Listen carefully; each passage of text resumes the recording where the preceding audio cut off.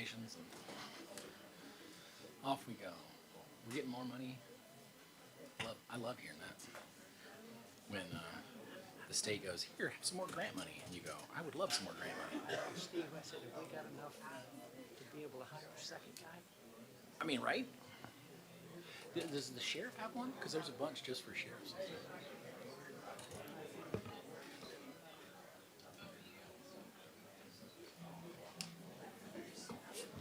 Mics are hot. I'm going to read this until Reggie gets here. I guess I'm going to have to make the announcement again. There he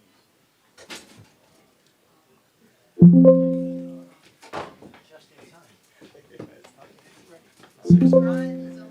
You're good, man. You're good. Okay. Look, I was 5 minutes late. You can be 5 minutes late now. Okay. He's still in here. Yeah, come on. Is Ryan joining us? Is he already on? Good evening and welcome to the Spalding County Board of Commissioners May 18th regular meeting. I would ask that you please silence your cell phones and all other electronic devices. At this time, I'd ask the Vice Chair, Commissioner James Dutton of District 2 to deliver the invocation, and Commissioner Reginald Watts from District 3 to lead us in the pledge to the flag. Please join me in prayer tonight. Our most kind and gracious, loving Heavenly Father, Father, we come before you tonight humbly as citizens of Spalding County, asking for thy blessing here in this meeting. Father, we're just so grateful that we've been blessed and chosen to live in this wonderful time, though it has its struggles. Father, we're grateful for the amazing invention that is the Declaration of Independence and the Constitution. Father, this wonderful country that thou has helped create, thou hast helped guide and protect all these years, 250 years. Father, we're so grateful for all those blessings. Father, help us to continue to stand upright and protect people's rights. Stand upright and guard those given rights that were endowed by thee on our creation. Father, help us to understand just how blessed we are to live in this wonderful community in this awesome state. Father, help us, commissioners, to travel safely tonight, or to know thy will when it comes to the things coming before us, the issues before us. Father, help the citizens of Spalding County that we can be guided, strengthened, and comforted by thy angels. Father, please bless us with the Spirit that it can lead and guide us, and we can know thy will in our lives, that we can do things that are pleasing in thy sight. Father, we pray a special blessing on all those that are in harm's way. Law enforcement, medical personnel, first responders, all those military personnel around the world. Father, we pray humbly that they be allowed to return safely to their families. We pray for their families while we're away. Father, we ask these blessings humbly in the name of our Lord and Savior and Redeemer, the Holy One of Israel, Jesus Christ. Amen. Amen. Join me in the pledge to the flag. I pledge allegiance to the flag of the United States of America, and to the republic for which it stands, one nation, under God, indivisible, with liberty and justice for all.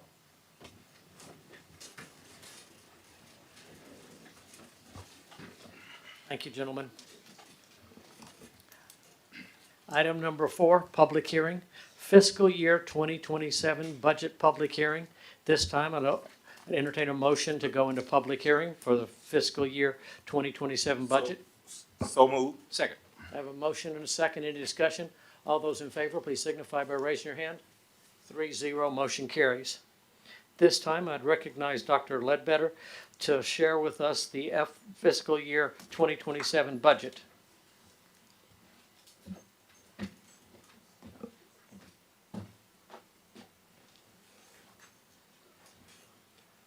Thank you, Mr. Chairman, Commissioners. That would make life so much better.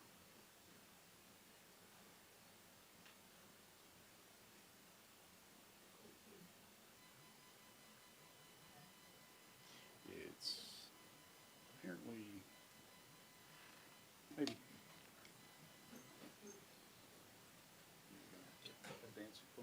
Go ahead. I'd like to share with you our 2027 fiscal year budget. So the week of March the 6th through the 10th, the commissioners met here in this room from 8:30 until 4:30 each day. And the board had the opportunity, just for the general fund, to review all 1,241 lines of our general fund budget, which account for 53 departments across our community. That plaid was not coordinated. That was not the uniform of the day. We all just happened to be That wearing is plaid very that day. true. It was interesting, but there was quite a bit of plaid that was Quite a bit of had that day. And I promise I was there, y'all. I don't know where I'm at in this picture, but I was there. So somebody who is not in this picture was taking the picture. Oh, Yes, okay, sir. probably So with me. That's me. Yeah. All right, if you'll advance, please. So during the course of those 5 days, as we walked through all 1,241 line items, the commissioners did have the opportunity to review and lean into what staff's what our recommendations were, making adjustments to those recommendations. At the end of the week, we were able to derive a fiscal budget of $78,769,395. That's a $1.725 million increase over the previous year. And if you notice at the bottom of the screen, this is a proposed 2.25% increase from the previous year. If you'll go to the next slide, please. Here are the adjustments that the Board of Commissioners made during our discussion. And you can see on the screen that that 1.7 million increase from 26 to 27 accounts at the bottom of the page for a $1.6 million increase or a 3% pay raise for our employees. We were able to do that. Now, is that a pay raise or a cost of living adjustment? That is a cost of living adjustment. That is correct. But it is an increase to the salaries for our employees. It also accounts for an economic development employee for community development in support of the work that we have going on. A project manager at Public Works, part-time employees at our library will be moved from their current rate at $12 an hour to $15 per hour to accommodate their pay that will be consistent across the county for our wages. It accounts for a travel coordinator as a part-time employee for the travel bus that we have. And it adds one officer plus all of the equipment for our code enforcement department. During the week-long budget, as you can see on the screen, the commissioners intentionally aligned the priorities that were discussed during our January retreat. They are noted on the top left. It's a little difficult to see, but I will read those for you. Addressing jail needs was number one. Evaluating and working to reduce our taxes was priority number two. Strengthening code enforcement.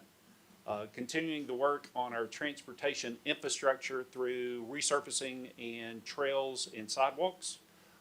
Continuing to improve animal control services, managing trash and waste more effectively, and then supporting efforts to reduce homelessness were the top priorities that came from the retreat.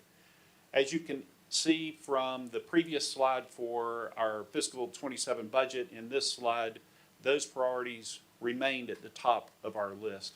If you'll move forward for a slide, please.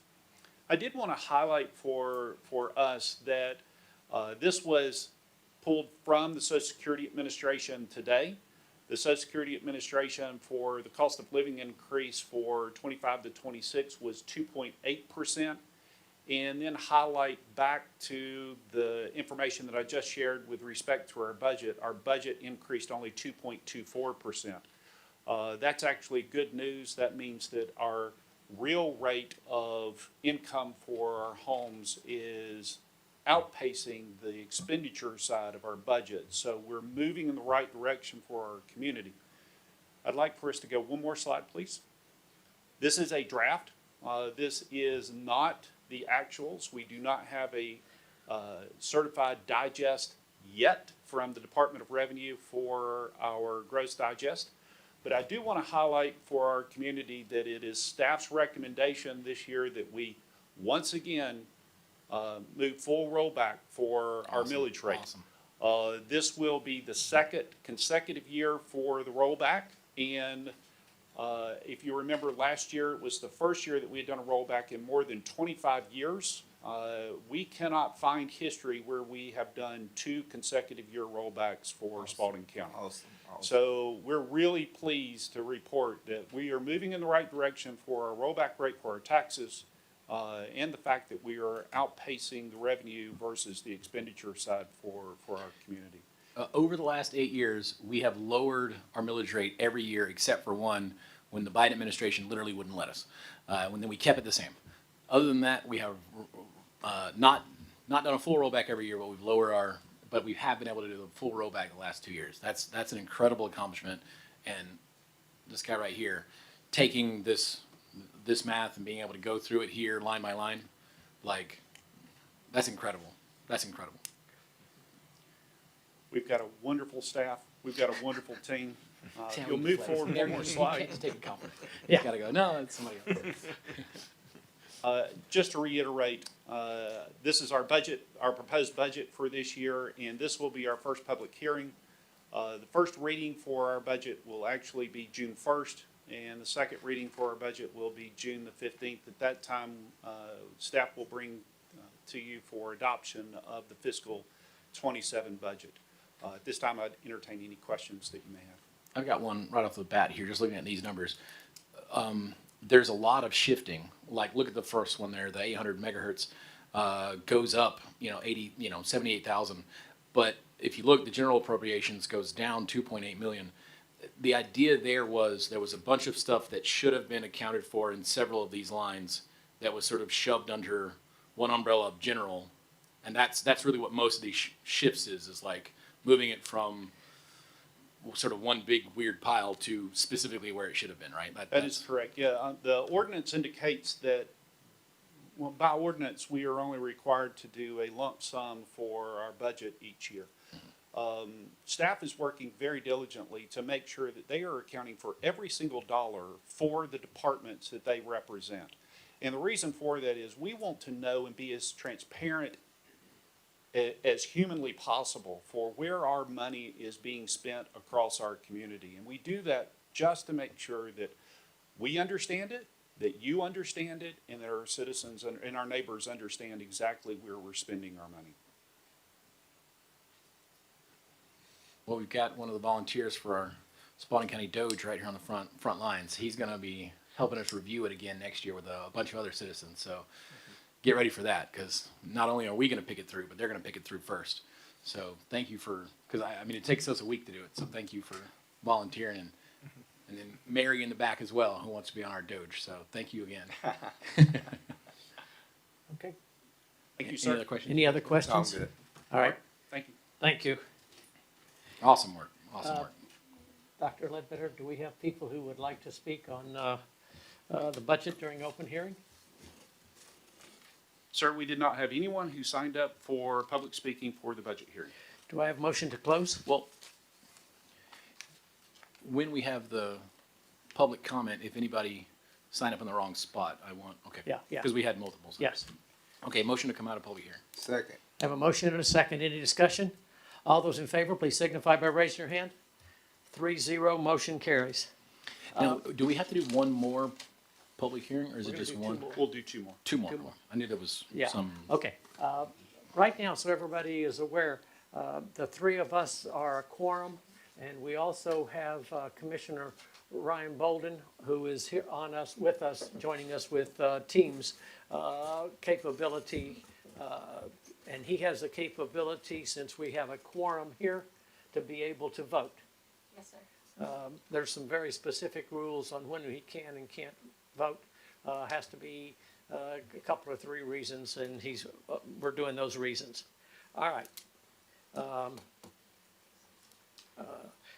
As you heard the vice chair talk about, June 1 at 6 p.m. will be the first reading of the budget, and June 15th At 6 p.m. will be the second reading of the budget. People talk to commissioners all the time about the budget. This is the time when we would hope that citizens would come forth and talk to us about their ideas about budget, so that when we vote, we have had that opportunity to listen to them. We can listen to you any other time, but that's the public time to be able to do it. And feel free to come with specifics. Hey, I think the budget should be smaller is less helpful than you think. Hey, I think you're spending too much here, not spending enough here. Like, please, by all means, come with specific ideas. We've had a lot of really good feedback, and have you thought about doing this or trying that? And we've looking at it, and if it works, we've done it every time, so. All right, item number 5, presentation of a financial statement. The presentation of the financial statement as of April 2026. The Deputy County Manager, Erica Dye, will present the information this evening. Ms. Dye? Good evening, Mr. Chair, Commissioners. You did. I said good evening in case you didn't hear me. I see. We said You said it. Okay. Thank you for the opportunity to present Spalding County's financial update. The presentation tonight will provide a summary of our financial activity for fiscal year 2026 as of April 30th, including key highlights for the general fund and the fire fund, as well as our overall cash position. We'll take a closer look at revenue collections, expenditures, and encumbrances for both the general fund and the fire fund. At this point, next slide, please. We are 10 months into the fiscal year, which represents approximately 83% of the annual budget. For the fire fund, total revenues are approximately $11.77 million, which is about 61% of the annual budget. Total expenditures is approximately $8.8 million, with an additional $6.4 million in encumbrances, which are primarily related to the purchase of the new fire trucks. When combined, expenditures and encumbrances represent about 74% of the fire fund budget, indicating that spending remains aligned with the planned operational and capital needs, like trends we've seen earlier in this fiscal year. Next slide, please. This slide will provide a broad overview of the county's financial standing in April. The county continues to maintain a steady financial position. Revenues and expenditures are tracking within expected ranges at this point in the fiscal year, which reflects consistent monitoring and strategic timing of spending. As of the 10th month of the fiscal year 2026, cumulative revenues stand at $69.37 million, while expenditures total $71.55 million. So far, revenues have reached about 90% of the budgeted amount, which is right on track at this point of the year. While expenditures are just a little higher than average, at this stage, this is largely due to timing differences, including the planned capital investments and encumbrances. As noted in prior months, we anticipate revenues to continue during the month of May and June to close that gap as the fiscal year progresses. Our expenditures include $3.1 million, which is associated with the airport acquisition funding, which approximately 90% of that is reimbursable. We were told as of last week that that money is presently in the queue to be reimbursed to the county. And overall, our expenditures are tracking close to projections apart from encumbrances for major capital purchases, strongly, highly effective strategic and planning, and inflows of revenue. All investments were anticipated in the budget and seemingly reflect a strong resiliency overall. As of April 30th, the county maintains approximately 88 days in reserve. If you notice at the bottom of the screen, you'll see that a new table has been, Dr. Ledbetter has provided for us, and we have 88 days left in the reserve. Thank you. This reserve level remains a strong indicator of fiscal health and ensures that we are well positioned to respond to unexpected needs while continuing to support our ongoing operations. Erica, just give me a second. Yes, sir. For everybody's knowledge, the reason that 89 is so important to us, if you were here when we had the tornadoes go through, that is a time when we've had to be able to spend a whole heck of a lot of money And if we hadn't had the money to be able to do that in our reserve fund, we wouldn't have been able to move the trees and all that other stuff that we had to do during the tornadoes. So our goal is to keep 90 days on, in our reserve fund.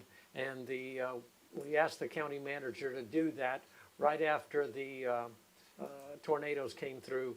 And after we told him to do that, we've been able to, you can see, move up and up and up to where we're just about exactly where we want to be. So that's why it's important that as you see, 89 days is up here, and why we watch it so closely. So thank you to the county manager for doing that. Excuse me, Erica, go Oh, ahead. that's fine. Next slide, please. For our revenues and expenditures as of April 30th, the revenues stand at $69.33 million, and our expenditures just for the general fund are at $71.5 million. Next slide. And finally, looking at our cash and liquidity, the county's truest operating account began the fiscal year at approximately $33.6 million and currently reflects a balance of $34.6 million. And that's that 89 days. Sir? That includes. No, the 89 days is the green number that you see under general fund investment Okay, account. okay. Yes, This sir. is- That's this in is a sort of the different operating account. that's being. Correct. This is money we're investing and getting money to be No, able to The operating account takes care of our daily operations. do. Okay, So across all the checking and investment accounts combined, the county held approximately $64.56 million at month end. This represents our available liquid financial assets and underscores the stable financial posture Spalding County maintains as we progress through the fiscal year. In closing, Spalding County continues to demonstrate strong financial stability. Revenues are performing as expected, expenditures are being managed responsibly, and our cash position remains solid. Thank you, and I'd be happy to answer any of your questions. I'd like to make another comment to the public. You notice that the money from February, March, and April is on a decline. That's because we take taxes in at the end of the Like, get year. right in that microphone. Sorry. And January, excuse me. We take taxes in at the end of the year, and then through the summer time frame where we're getting into now, we have no real no revenue coming in. That's correct. So we get a whole bunch of money in the December, January, February timeframe, and then it starts to go back down, and we will be able to do this, and then again in the August, September, and October, November timeframe, we'll get taxes back in, which will replenish our funding, and we'll work through it. So if you look at it and say, how come it's going down? That's the reason it's going down. It is we have a glide path that shows that exactly how it's supposed to work, and it works exactly the same way. So if you're a money geek who's looking at the numbers, that's the reason that the numbers look like that. All right, go ahead, Ms. Dye. No. I'm finished. Okay. If you have any more questions. Any questions, sir? Motion to accept the financial All right, report. I have a motion and a second. Any more discussion?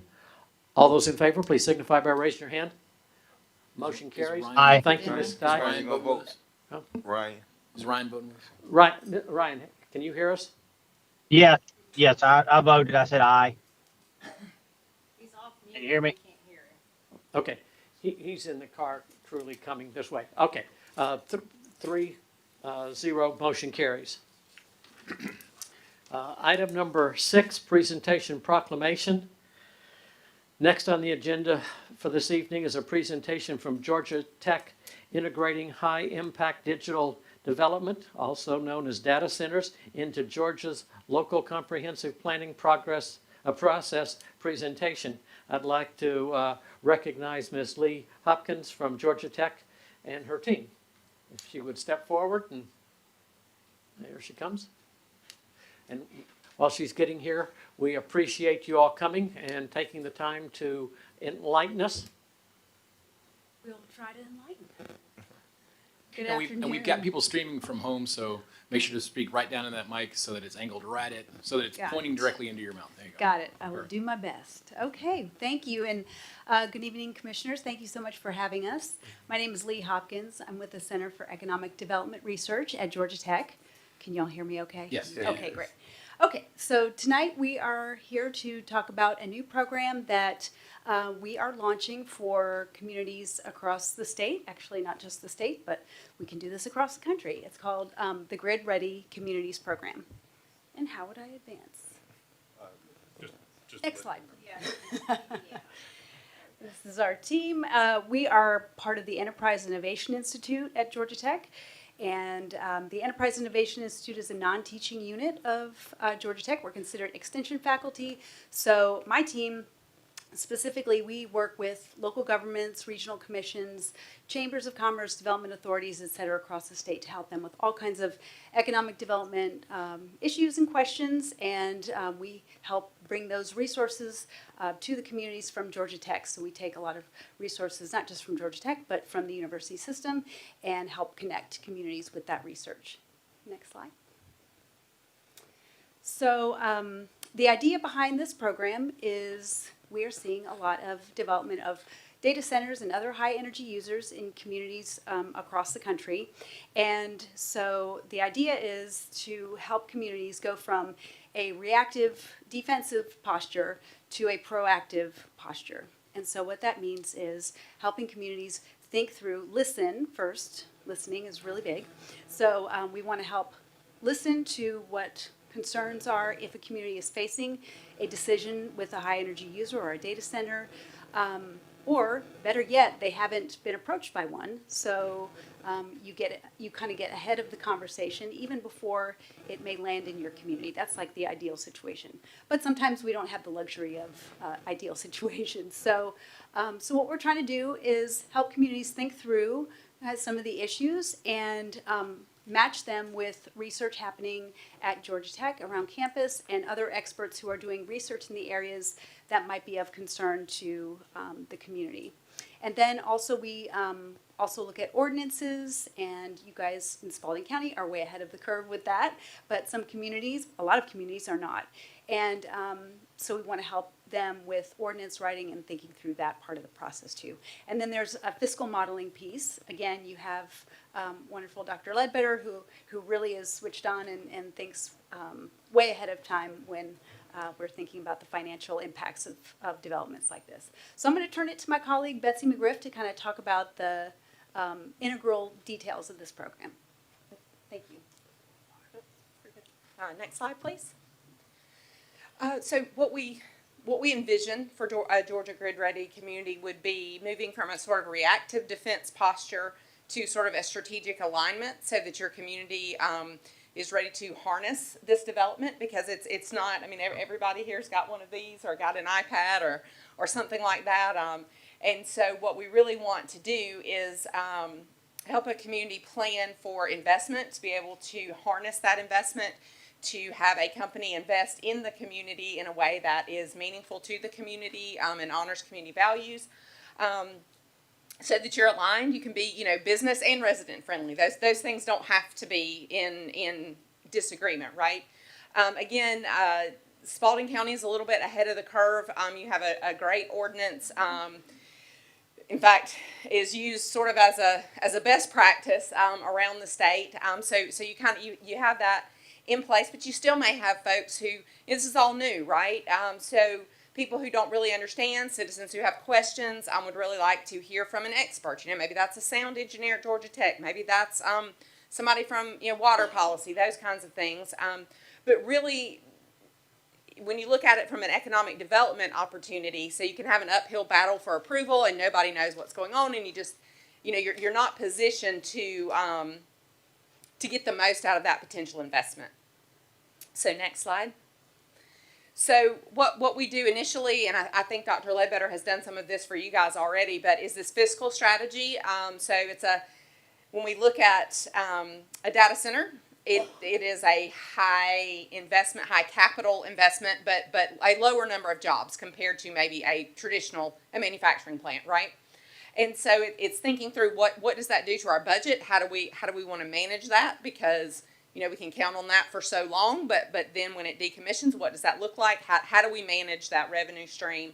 Again, then you have the sort of personal property taxes, and in a traditional sense, an office or what have you, you depreciate those assets, and over time, Well, a data center, is constantly refreshing their server, so you're sort of getting a wave like this. Government finance does not work well on a wave like this, right? So you just have to plan for that. So really looking at what that looks like in terms of a community. Y'all are ahead of the game in this particular pillar. Next slide. So the second piece, and this sort of speaks to the public concern, is this utility and resource stewardship, right? So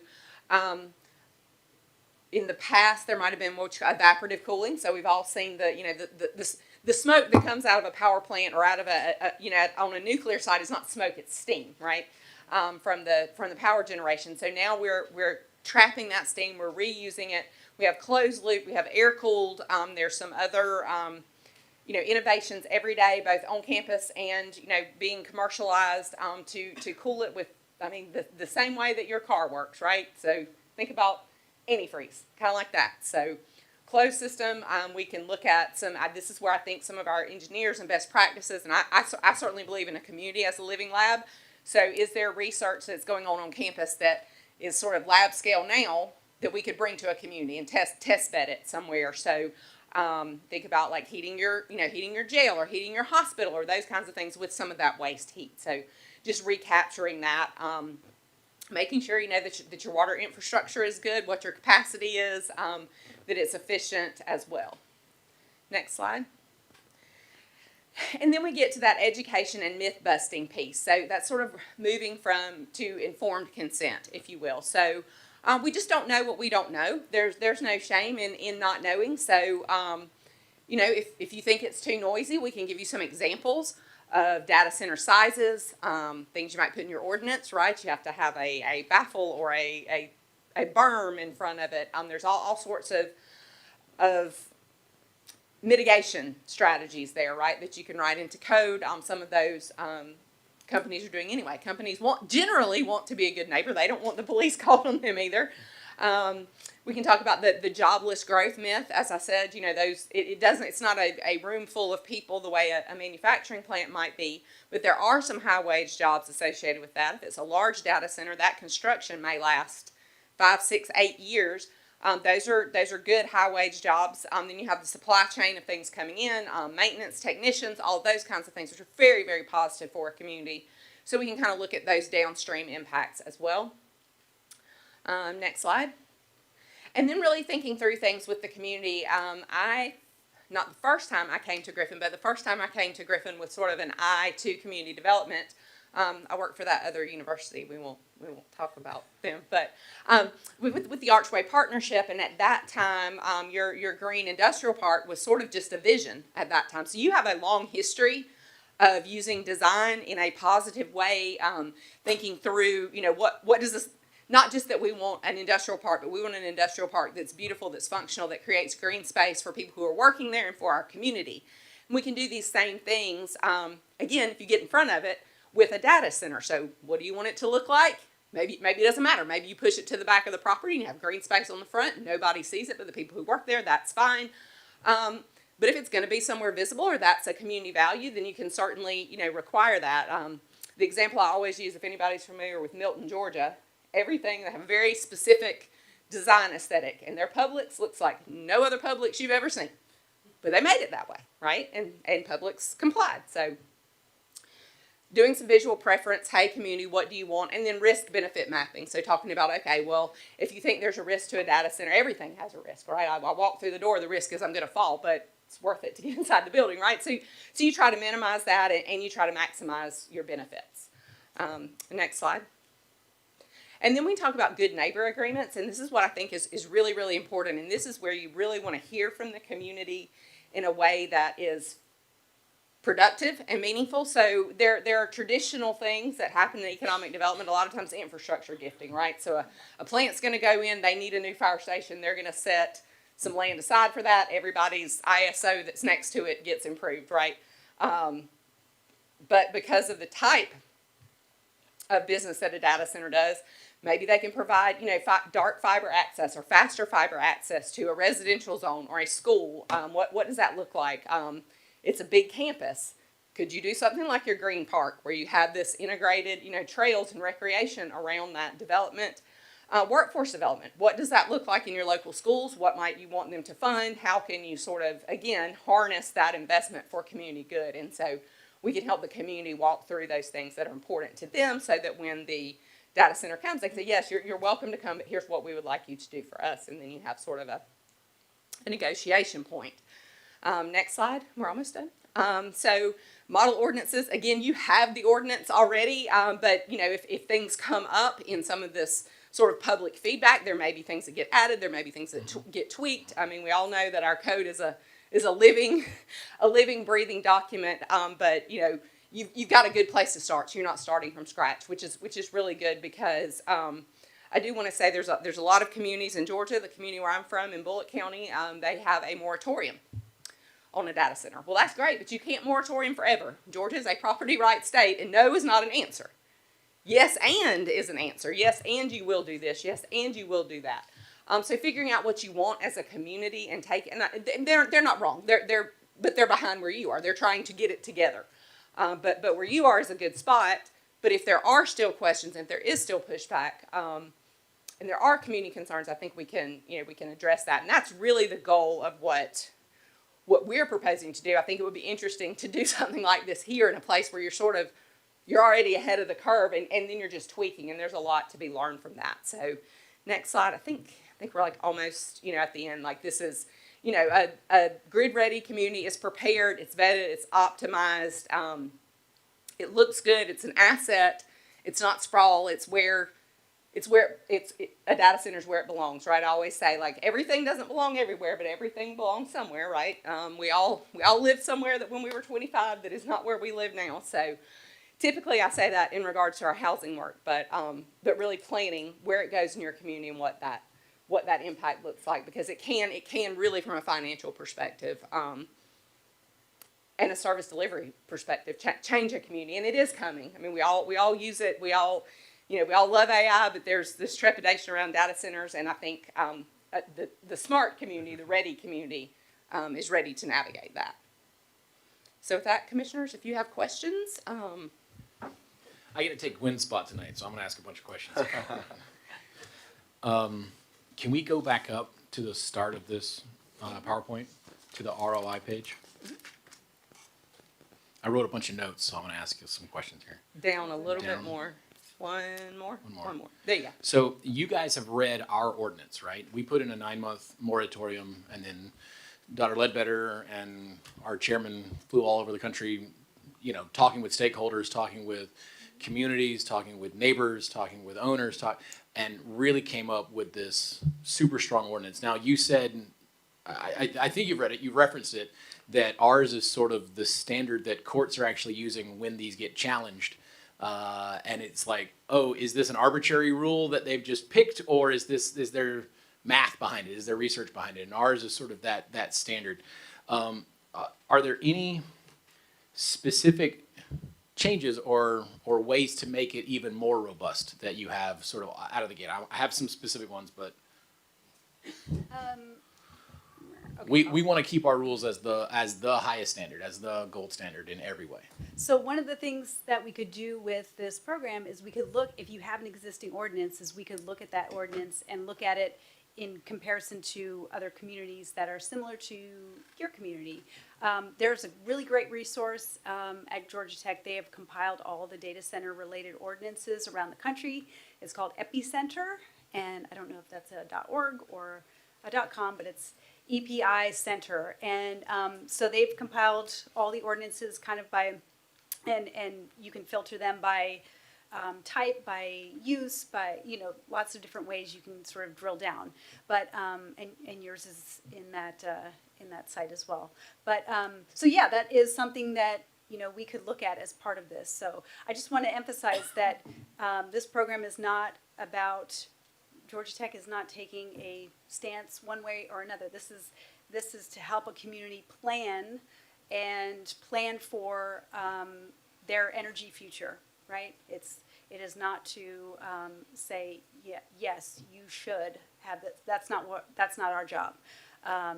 You as a community, that is your decision.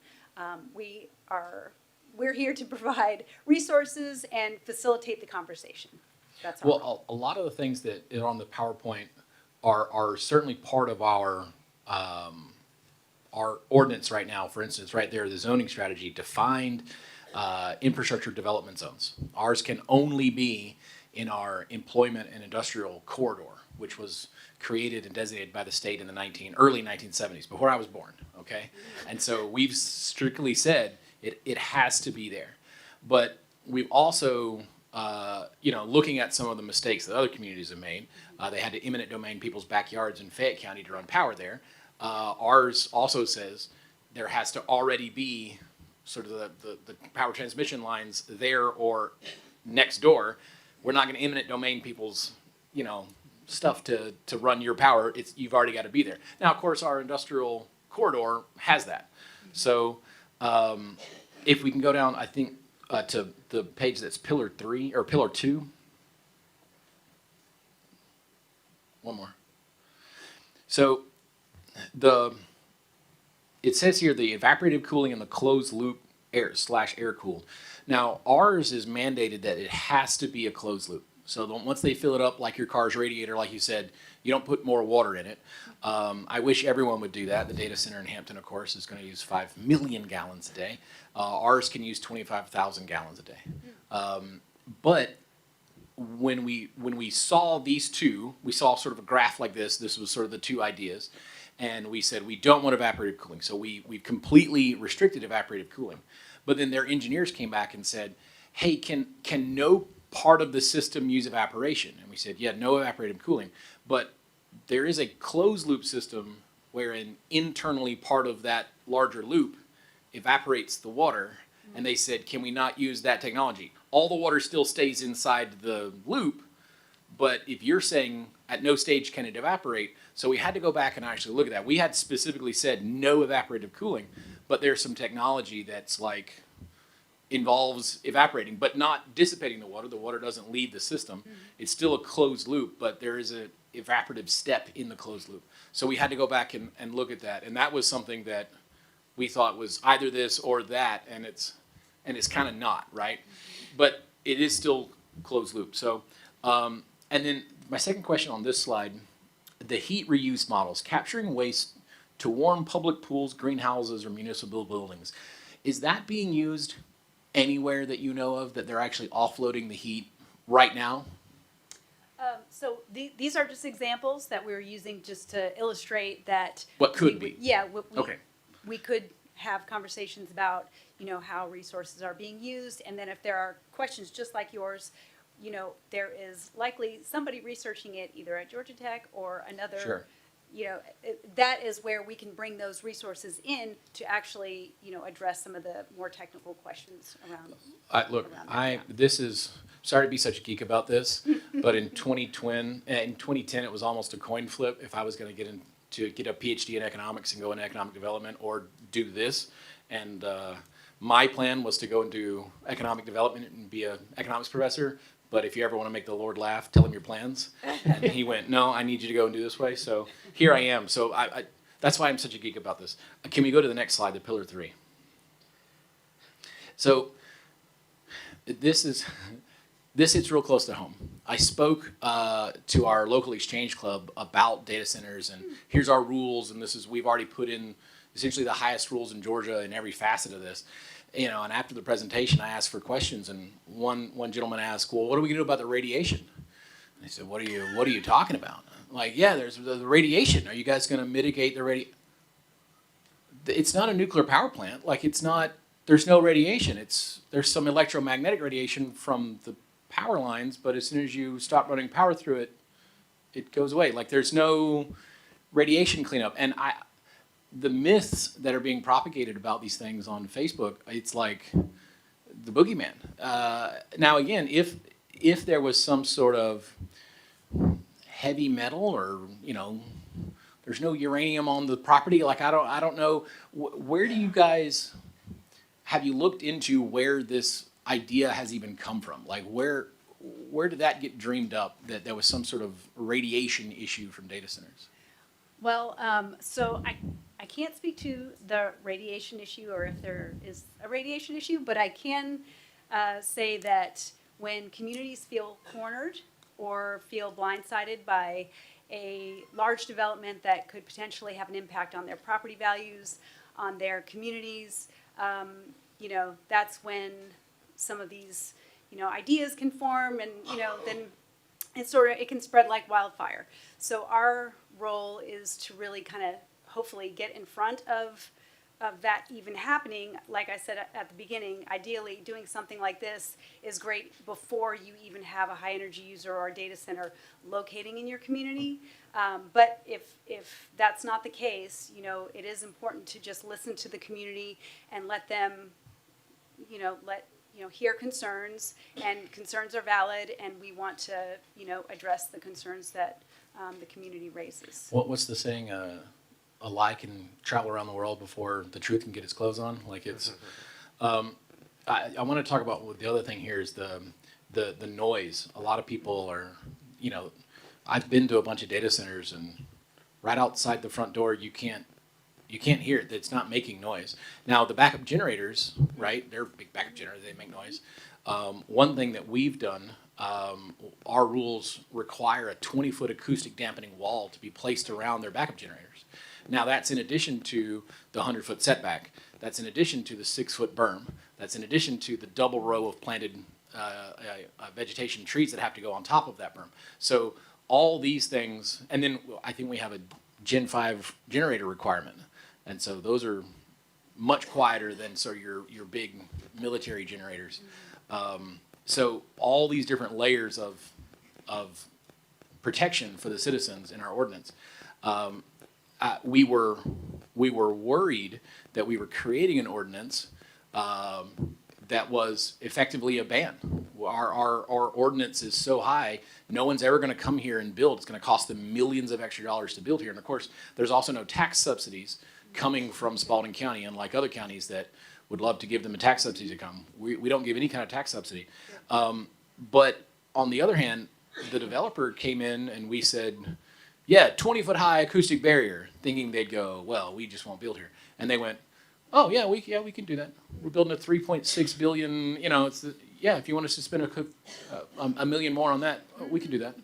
And I wish every community took that point of view. Hey, you got to do it like this, instead of going, will they leave? Oh no. If warehouses we sort of have to compete for, manufacturing factories you have to compete. They can only open one, right?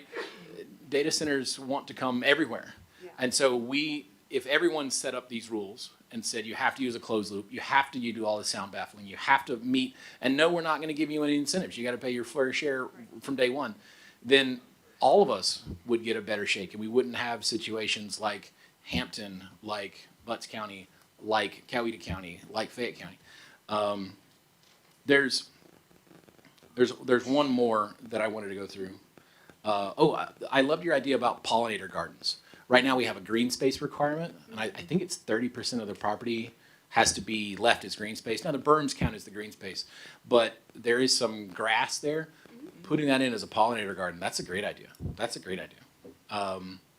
We're always looking for ways to continue to raise our standard. One thing I wanted to fight for is, I don't know if you guys came in tonight on 16 or down 1941, but if you came 16, that's our industrial corridor.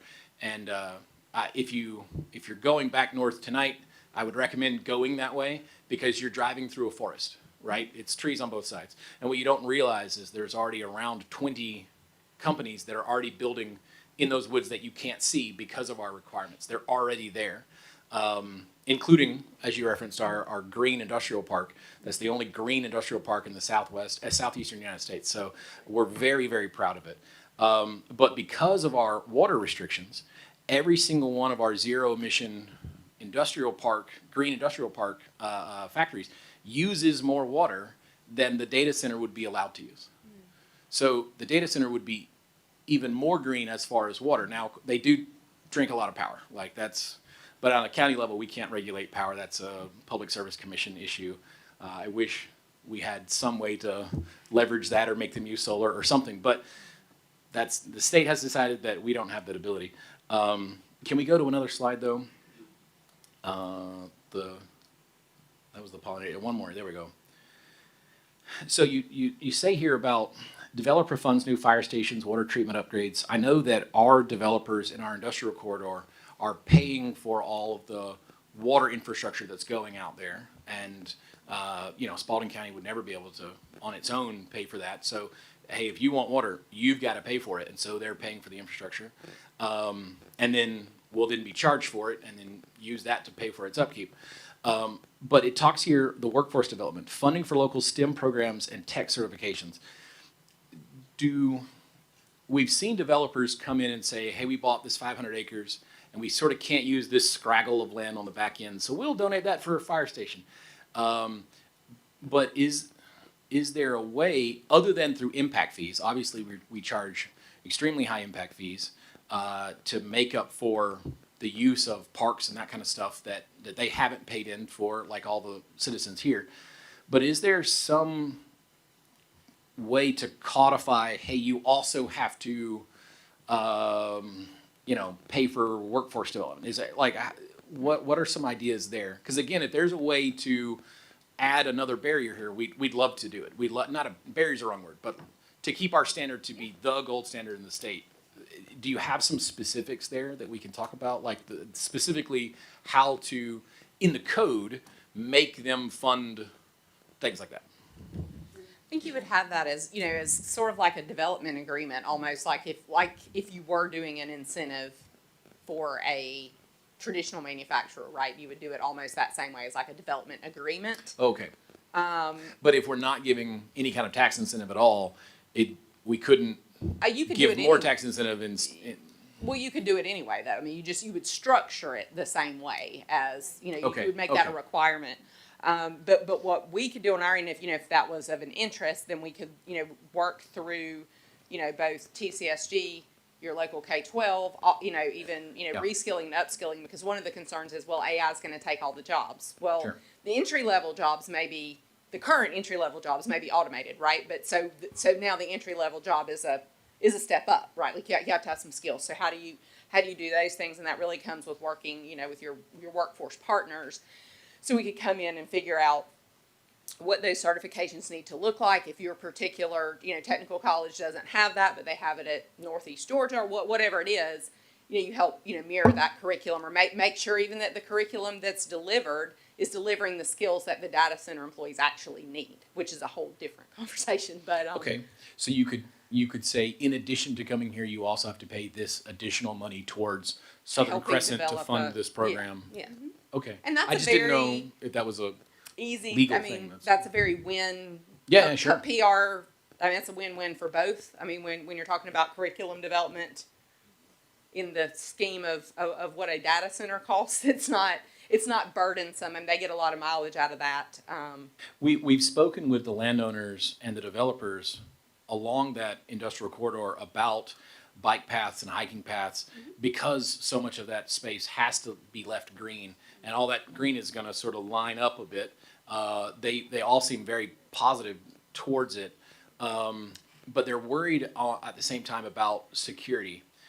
If we scroll up to the one above here, if you look at where the bike path is, it's located next to the facility. And so, a data center specifically has like security checkpoints and stuff. Like you can't just, unlike a warehouse, anyone can sort of just drive into their, parking lot. These will have, a very long driveway that has a security checkpoint so that there isn't any kind of issue. But if there's all of a sudden a bike path beyond that, that gets a little difficult. Do you have any specific best practices there to be able to integrate that? Because that's exactly what we want to do. Oh, that would be, there's definitely some design guidelines that we could, bring to this process. But I would say a good example to look at is there's a data center just on the west of Georgia Tech's campus, right off of Hollowell and the Bellwood Quarry. And the Beltline runs adjacent to it. So they have, there's a path that runs like literally in front of it. I had heard that there was one next to the Beltline. Yeah. I didn't know exactly where it was. Yeah. But they haven't had any kind of issue with security or anything like that? Not to my knowledge, but okay.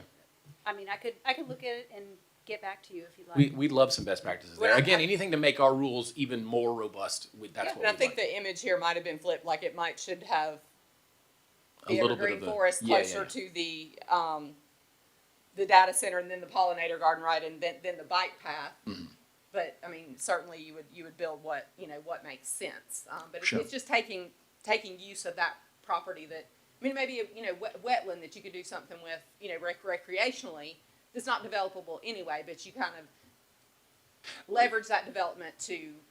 That might be Making- something else that you guys could add to this presentation. I know that we're not the only people that are going to get it. You're going to go everywhere else, hopefully. But we've, of course, brought in our river keepers, both the Flint River River Keeper and the Altamaya River Keeper. And they've come in and said, hey, in addition to the rules you already have, here's some site-specific conditions that we would like to put in. And we've integrated all of those every time. That might be a part of the presentation that I didn't see. But when you give it elsewhere, and again, I loved your no is not an answer. We are kind of land owner forward, constitutional rights are constitutional rights, but you can say yes and. So we can't, at Spalding County, maybe in the Okefenokee they could, but down here we can't say no data centers.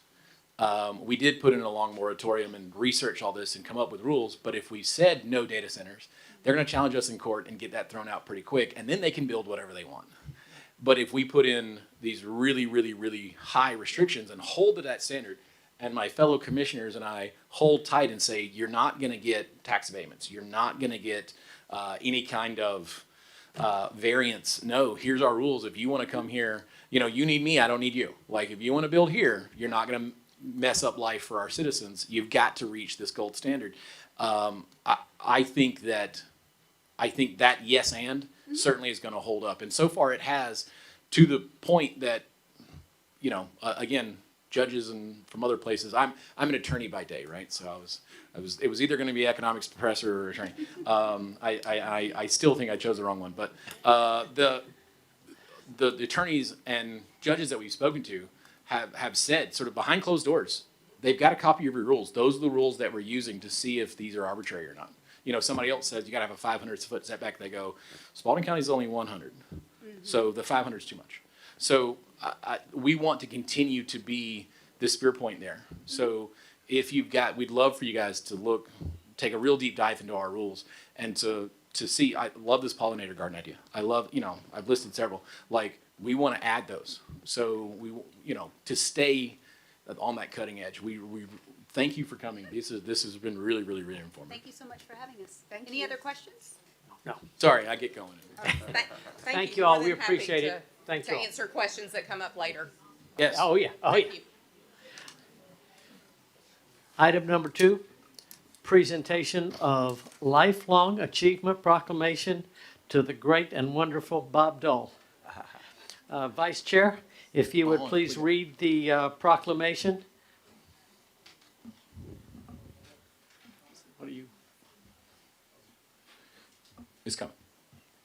Sorry, we'd had a little issue that was going on there. Okay.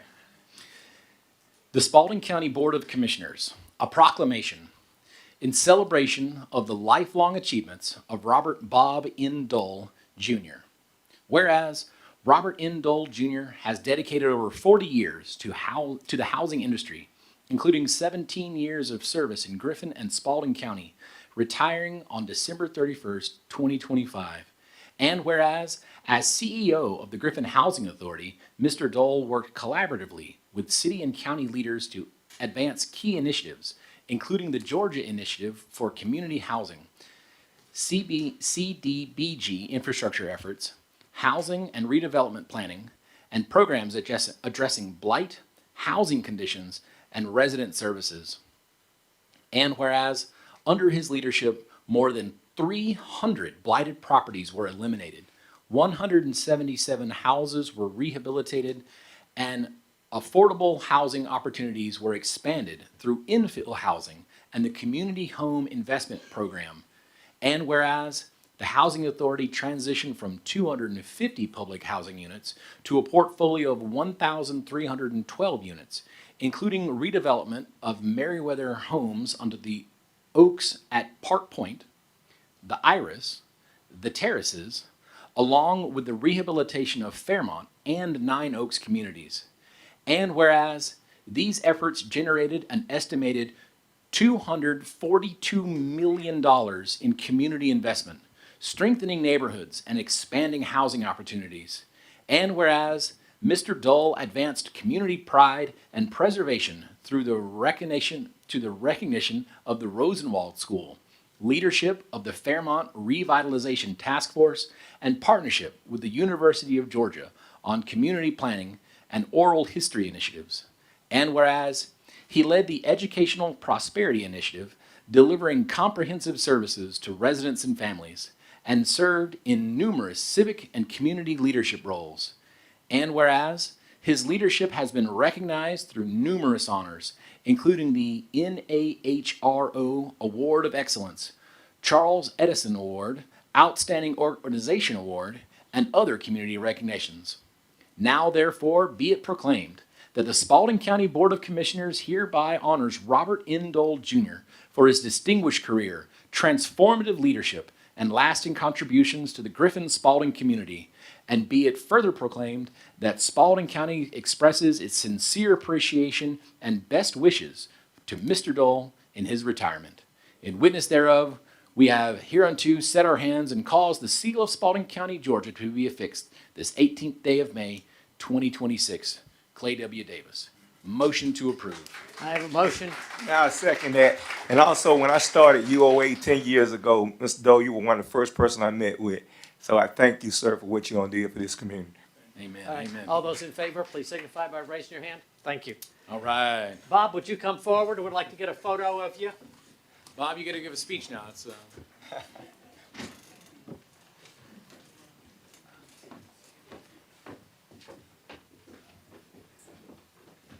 one calling it radio. Sports broadcaster.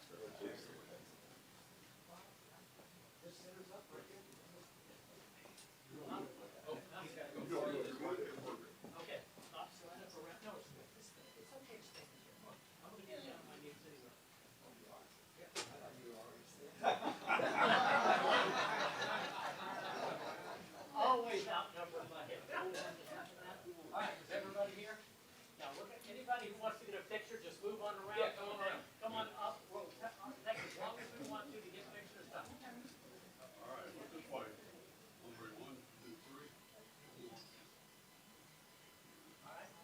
just keep moving over until we're done. Thank you, Doctor. Here, come on. Come on, we'll take as much time as we need. Yes.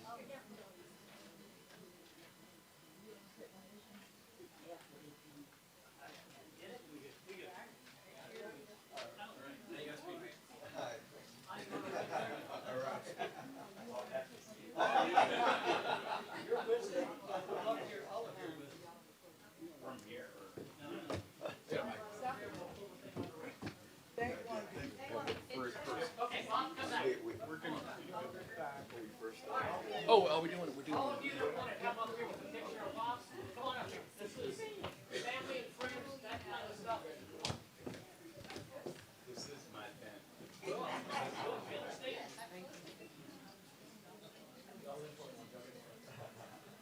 out a place so that you're centered up, and don't worry, Larry will tell us if we're not centered up to be able to center people around. All right, start with you, Larry.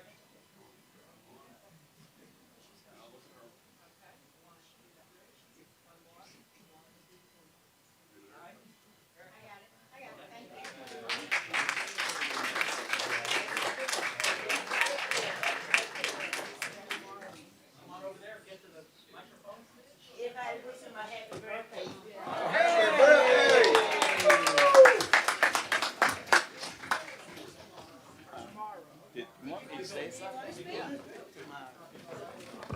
You don't have to if you don't want to. I will.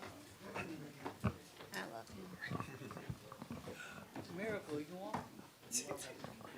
Have to guide myself up, I'm sorry.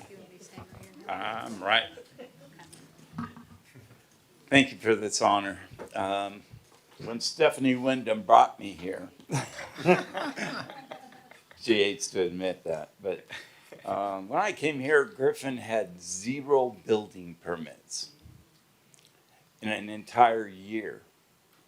And so I saw that as an opportunity to kind of change the dynamic of how people interpreted neighborhoods. So we started with Meriwether Homes and tore it down and built more housing than was it there originally, plus more quality housing. And I can't tell you, I can't do this without the people behind me.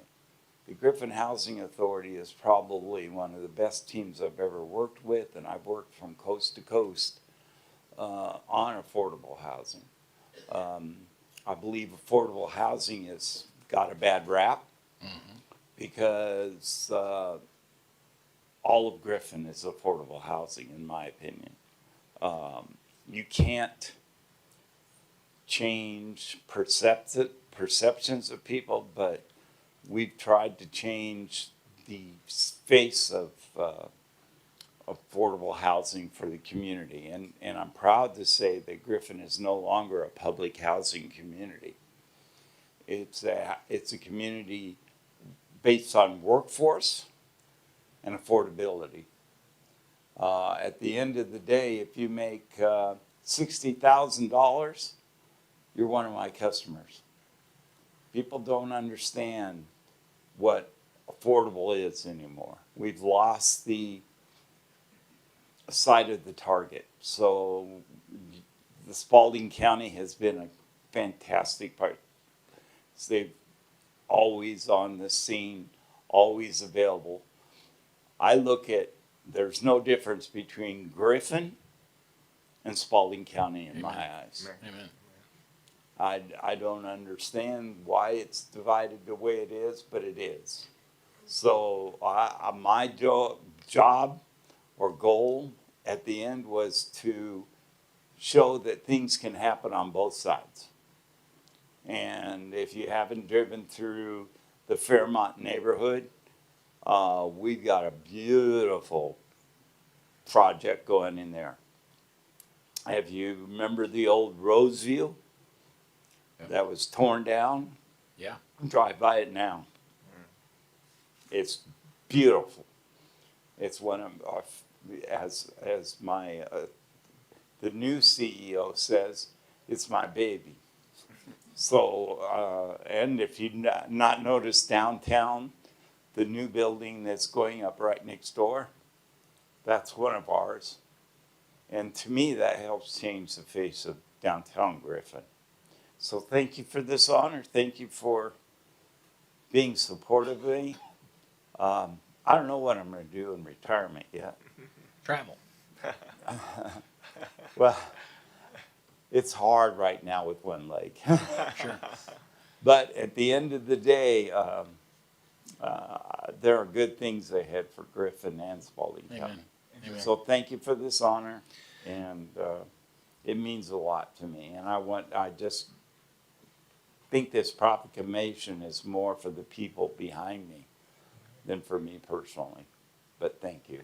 Bob, I want to share a little story with you. I was speaking with J.W. Marriott's daughter one time, and she told me that one of his biggest regrets, Marriott had the opportunity to buy Disney for like $2 million. And he was like, Disney's not going anywhere. It was the 80s. There's, it's a theme park. What are we going to do with that? And he regrets it, and he not buying Disney, obviously. But he said he didn't make the choice to buy it because he didn't know somebody like Bob Iger was out there that could turn that around and make it such a success. I want to tell you that I was wrong. Okay, when I grew up here in Spalding County, okay, graduated class of 2000 from Griffin, and when I saw that the housing on Meriwether Street was being torn down and it was these big nice houses were kind of going in, I went, there's no way this is going to be a success. This is going to be such a waste of money and a train wreck. There's no way. And you've totally proven me wrong. That is such a successful neighborhood. I actually go through there all the time on my way to the jail to visit clients.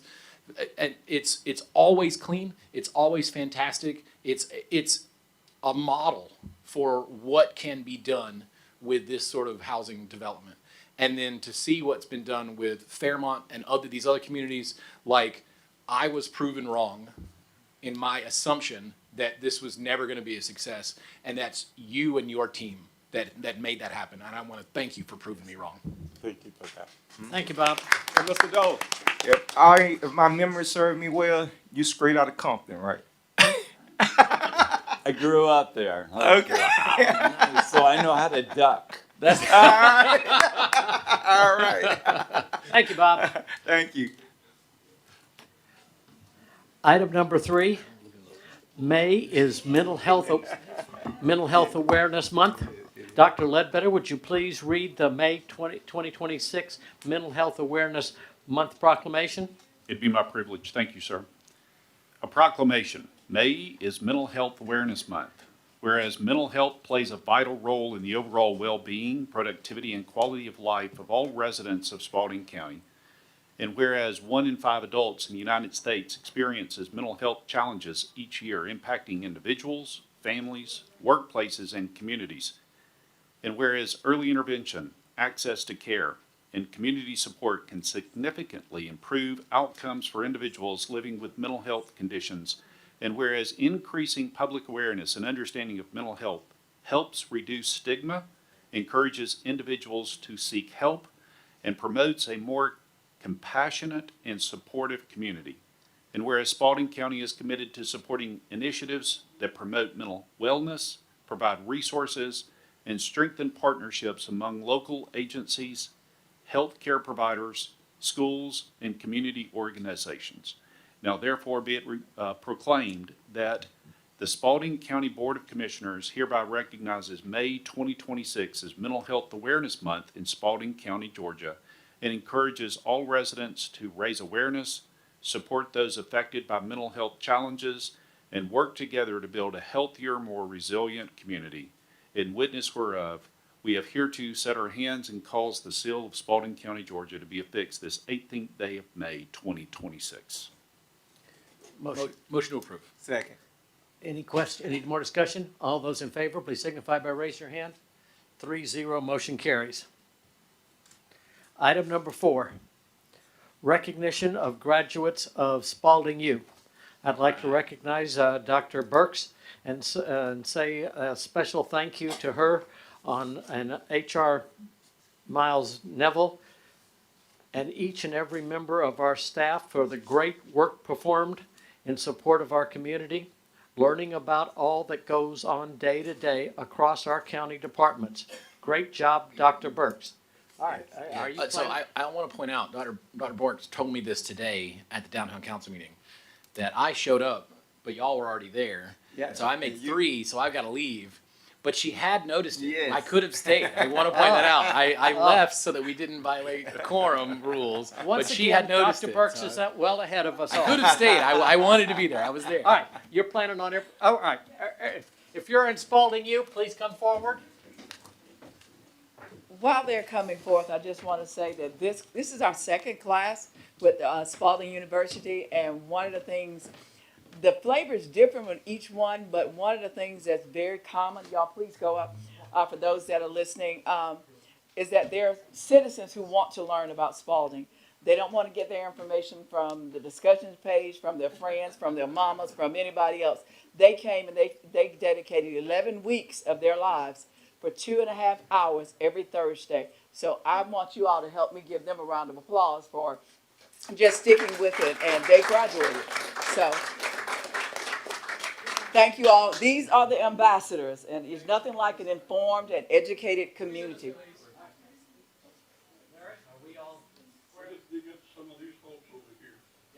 All right, some of y'all move on over to this side, and if you're taller than the person in front of you.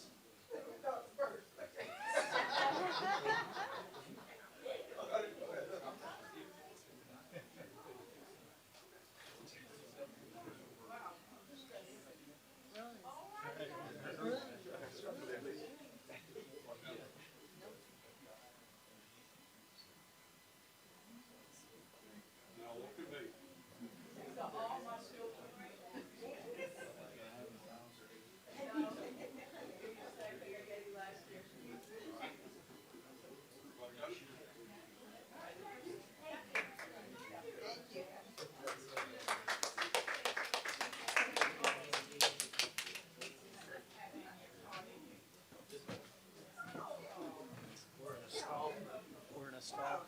Yes.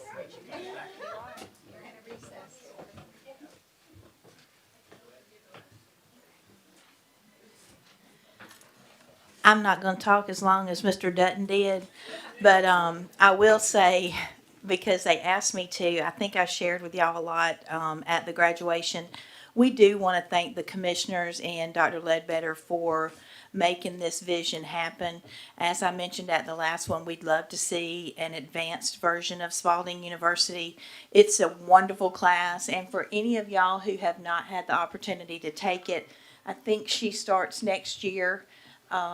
Getting that ready to go. It is awesome. It will help you learn about what they're talking about here, as well as things that go on in the community that you aren't aware of. So if you have the opportunity to take it, I advise taking it. Not to mention the CI does an amazing job with the food. So you get a lot of food. So 11 weeks of eating really nice food, and it's free. I want to put in a plug. I want to put in a plug for the sheriffs. The sheriff's got a citizen university as well, and then of course our community emergency response training Sir. that our fire chief puts on. There's lots of ways to get involved and learn about exactly what's going on. Thank you. Item number 7, speakers must, citizens' comments. Item number 7, speakers must sign up prior to the meeting and provide their names, addresses, and the topic they wish to discuss. Speakers must direct your comments to the board and not to individual members or the audience. Personal disagreements with individual members or county employees are not a matter of public concern, and personal attacks will not be tolerated. The chairman has the right to limit your comments in the interest of disposing of the county's business in an efficient and respectful manner. Speakers will be allocated 3 minutes to speak on their chosen topics as they relate to matters pertaining to the jurisdiction of the Board of Commissioners. No questions will be asked by any of the members during the citizen comments. Please note, outbursts from the audience will not be tolerated. Common courtesy and civility are expected at all times during the meeting. No speakers will be permitted to speak more than 3 minutes or more than once unless the board votes to suspend this rule. Dr. Ledbetter, has someone signed up for speaking tonight? Yes, sir. We have 6 people who've signed up this evening. Mr. Greg Burns, if you would step forward and state your name and address for the record, please. See, I told you we'd get to you. We get there. Greg Burns, 5451 West McIntosh Road. Thank you, commissioners. As you know, if data center is on the agenda, I'll be here to talk about it. And for those who don't know me, I guess I will claim the title of biggest data center scold in the county, as I remain adamantly opposed to them on various grounds. I wasn't expecting this. I thought it was going to be something else, but I will take the opportunity to express the thoughts that I had. Frankly, I think it's a bit insulting the way the commission is promoting the data center ordinance. It's not the strongest in the state. If I wasn't here, I'd be across town listening to what the city of Griffin is doing because they posted their proposed ordinance, which honestly is 10 times better than the county's. And so the first thing I would like is for you all to get together with the city and somehow harmonize these ordinances. It makes no sense to have such vastly different ordinances for the city and the county. Granted, the situations are different, but their protections for the residents and the setbacks are much greater. And they're talking about differentiating between major and minor data centers. Without getting into details, what I would like to see, and I thought this was going to be talking about incorporating data centers into the comp plan update, which I think would actually be a good idea to make it explicit, because the problem we have, I think the speakers have already left, which is too bad because I would like to talk to them. The horse has left the barn. We've got 4 proposals here. It's like it's already fractured the community where, you know, I don't know who you're talking to, but the people I talk to are mad. They are pissed off And it's because there's this feeling that the citizens were surprised by this. And I know your view is different. There's an opportunity to fix this problem because it is going to tear us apart. It is the defining issue of our country right now. There is nothing else, apart from the war. This is the other thing that's in the news. You can't open any news and not hear about data centers and grassroots efforts to fight them and people's properties being taken. There's an opportunity here to make this better. And so what I would like to see is the formation of an ad hoc committee with citizens. I would be the first in line. There are other people in this county, Chase, for example, who has great expertise in this. And let's fix the ordinance and beef up the protections and really do make it the strongest one. And it also doesn't matter if it's the strongest in the state if you keep granting variances to it. And that's where we're at. So that's what I would like. Thank you. Thank you, sir. Heather Goforth.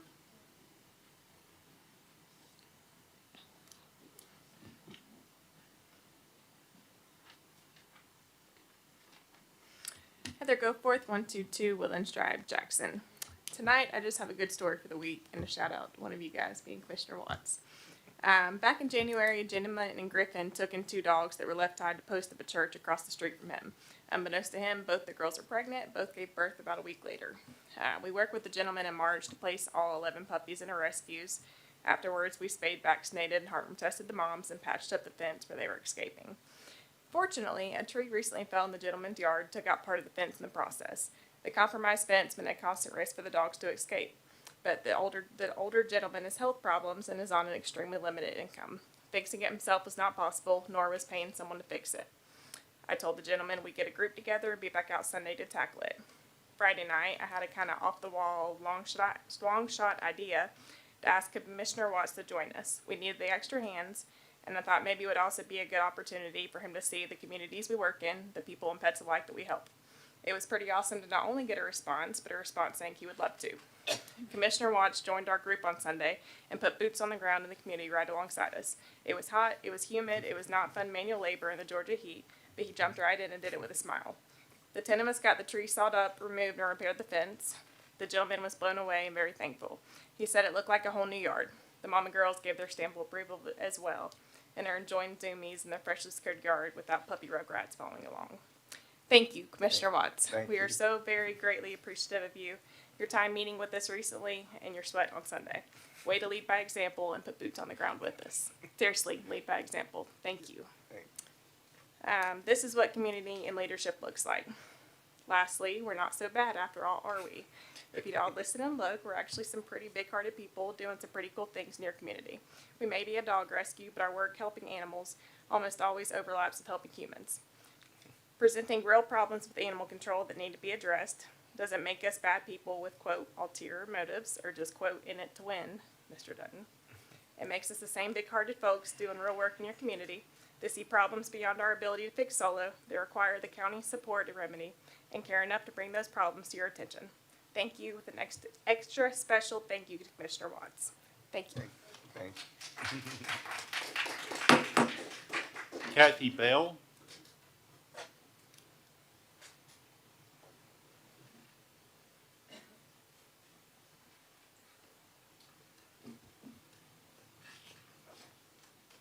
Okay.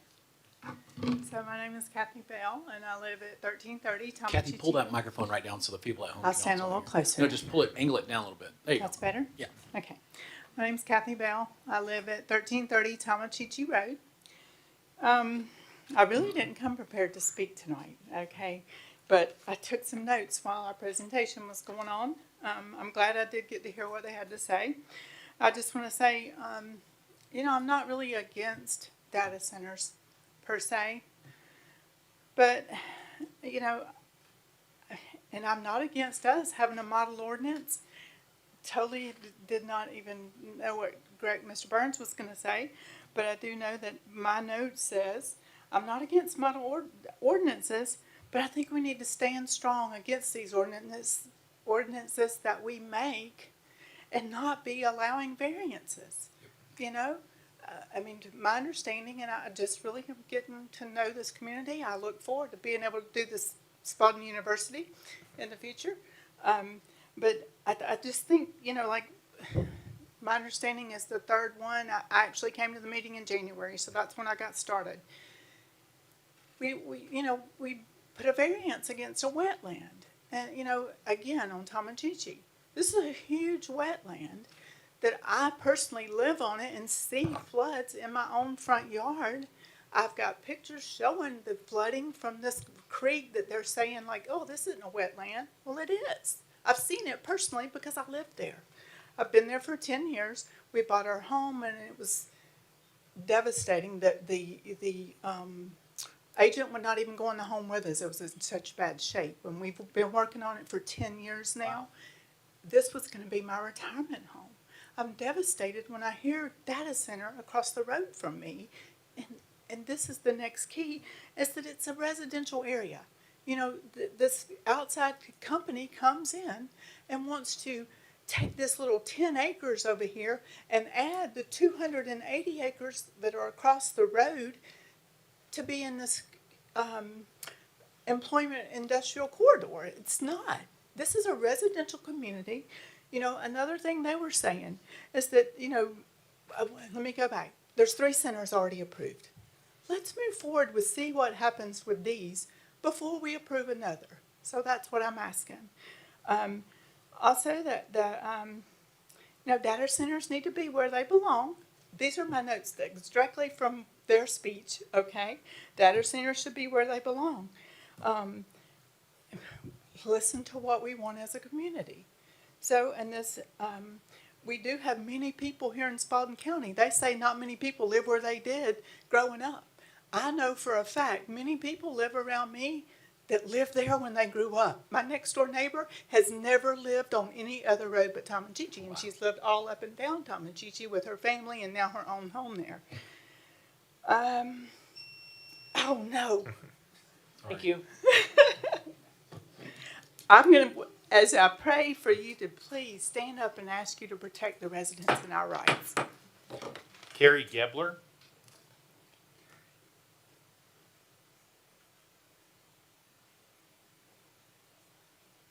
Hi, Carrie Gebler, 646 MacArthur Drive.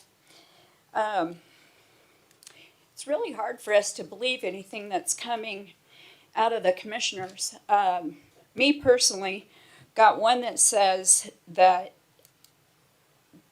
he doesn't have anybody blocked on his public page. It's not an attack, it's a statement of fact. It is a statement of fact. Terry, yeah. Skip this part. Okay, that's fine. I want to thank you and your wife for being so pleasant to discuss on when we were at the thing the other day. And I want to thank you for having gone to meet with the other people and help with the dogs. That was nice. Y'all keep talking about the inspections at the shelter. The shelter is 5 acres of this county. We have another 125,435 acres that I think and that a lot of other people think matter.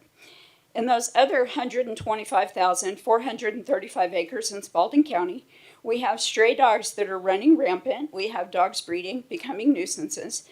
So much so, in fact, that somebody that I spoke to when we were campaigning the other day said that she actually picks up stray dogs herself, goes to Tractor Supply, gets them spayed and neutered, gets the vaccinations, and turns them loose in the woods herself, which is actually animal abandonment. So if everything is so great at the shelter, why is this person turning dogs loose that she's spaying and neutering? That's against the law. I appreciate seeing the roads getting paved. That is nice. Landscaping's been nice. We really do need to do something about the dogs. I'm being stopped from exercising my First Amendment right here in this room right now. I want to make that clear. I do have a First Amendment right to address my commissioner. You need to unblock me, sir.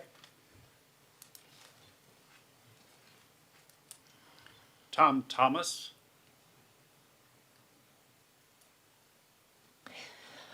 Thank you for taking my comments. What originally brought me in here Your address, please. Oh, I am 1367 North Walker's Mill. And what originally brought me in here was to comment on eminent domain. I found out we're getting a new airport, and I guess that decision was probably made 13 years ago or so. So it's quite a while.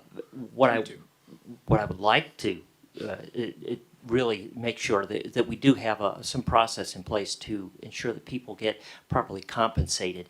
The complaint I'm hearing is that people are saying they're getting basically pennies on the dollar for what their land. Now, I don't know whether, you don't hear about the people that are maybe satisfied about what they get. So all I know is we've got to make sure that we do have a system in place for that.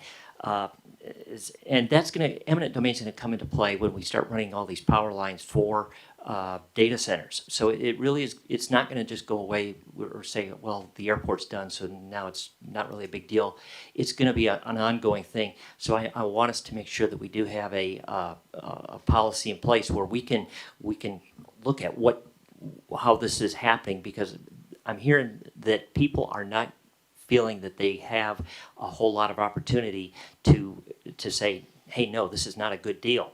And so we have to have a process in place for that. Now, as far as the power lines and radiation, the engineer in me came up when I heard that come up. There's no nuclear power here, but what there is there's electromagnetic fields, EMF. It is a thing around like 25,000 volt power lines, and so you have a house that you're in the woods. It's fine. I'm good many yards away from them. I don't worry about the ones that are kind of near us. But if they suddenly come in with eminent domain and put a power line, now all of a sudden, living under it, that's a little different deal. So that is that's what people are talking about. So I just to shed light on that. And then the water consumption, I guess I'm pretty well aligned with our first speaker, but the water consumption is a deal. Good on you for insisting on closed loop. My research showed that it's maybe not as effective at cooling, but if they can make it effective and make it work, then please stick to your requirements to the maximum extent you can, because this is huge.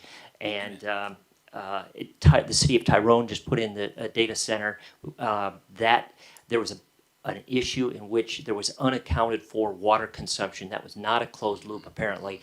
The unaccounted for water consumption, when it came up, it was discovered, let's just say it created a lot of bad public relations. I think they've solved it. I think they've fixed it, and they're going to back bill for the consumed water. But nevertheless, it's still consuming water.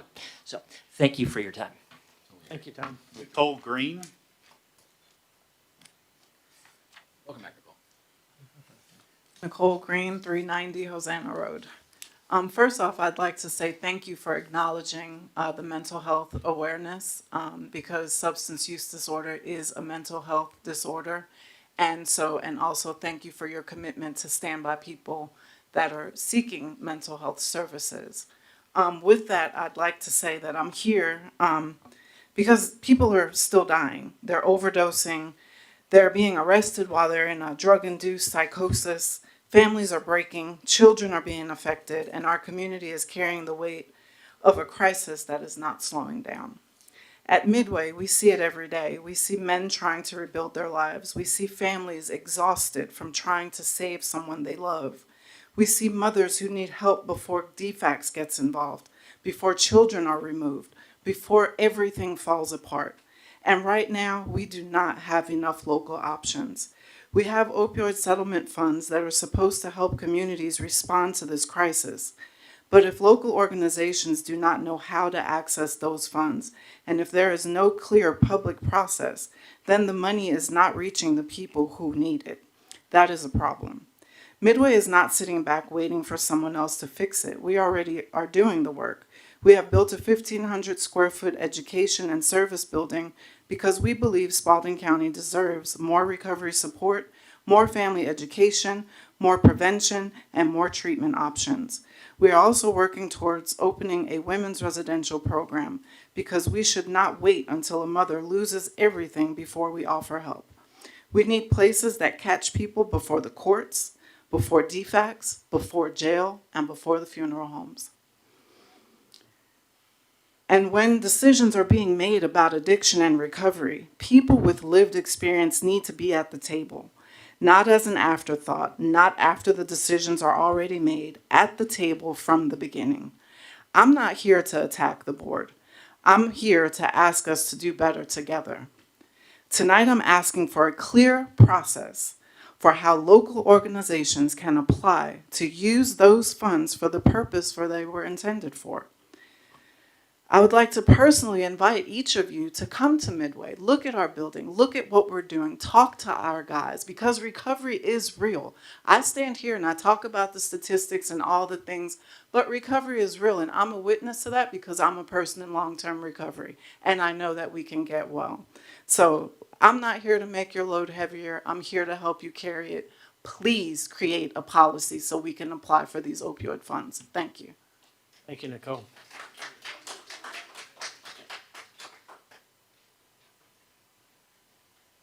Mr. Chair, that's all who've signed up this evening. Okay, thank you. Item number 8, new business. Consider approval of the CSBG FY 2026 contract amendment number 2.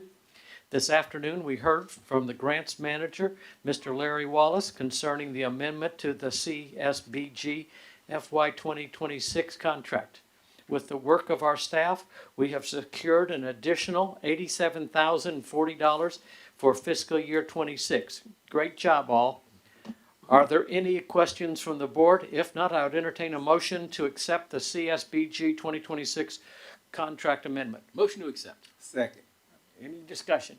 All those in favor, Fantastic. please signify by raising your hand. Thank you. Item number 2, consider approval of the TAD distribution. This afternoon, we heard from the tax commissioner, Ms. Sylvia Hollums, regarding this issue. The request is to direct Dr. Ledbetter to transfer $302,617.77 from the general fund to TAD number 1, and to transfer $307,904.30 from general fund to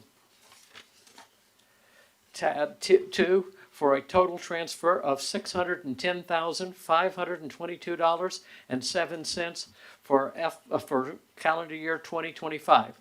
Additionally, we would ask that the records for the audit reflect this transfer, and note that Ms. Hollums has assured us that this will not happen in the future. Thank you to our tax commissioner.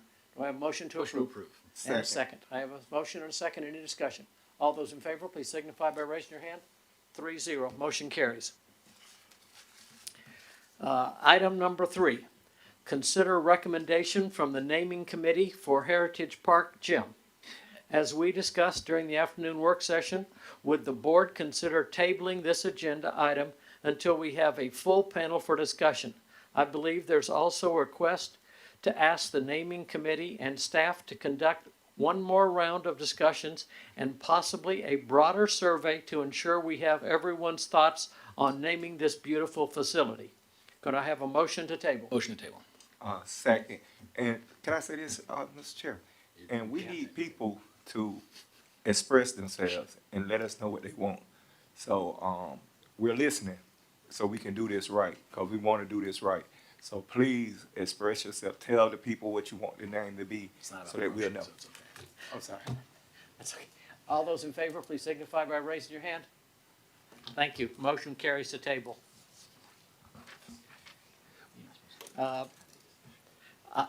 Item number 9, report of the county manager. Thank you, Mr. Chair. I will be away from the office for a few days this week. I'm going to go visit I'm going to go visit my family.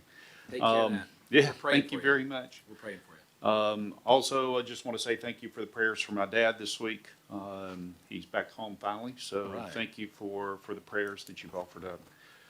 T-Splosh continues to progress well. At last count, we're about 40% complete for this year's list of roads, so real happy with the progress of our T-Splosh program.